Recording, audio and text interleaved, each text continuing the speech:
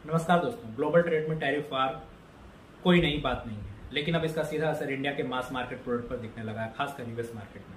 अगस्त 27 से इंडिया के एक्सपोर्टर पर यूएस ने न्यू टैरिफ लगाए। सेक्टर इंपैक्टेड हुए textile and apparel, auto components, jewellery, general consumer goods. Problem यह है कि ये प्रोडक्ट पहले से ही लो मार्जिन और लेबर इंटेंसिव है और अब टैरिफ बढ़ने से कॉस्ट कम्पिटिटिवनेस गिर रही है। अगर ग्राउंड रियलिटी की बात करें तो गुरुग्राम और फरीदाबाद जैसे एक्सपोर्ट क्लस्टर्स में फैक्ट्रीज को ऑर्डर्स कम मिलने लगे हैं।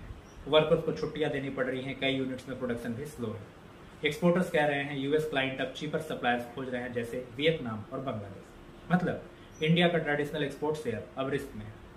पर कौन से सेक्टर सेफ है? कुछ स्पेशलाइज्ड एक्सपोर्ट्स अभी इम्पैक्ट नहीं हुए, जैसे फरीदाबाद की एक कंपनी सैन ऑटो इंजीनियर्स जो बोइंग को लैंडिंग गियर पार्ट सप्लाई करती।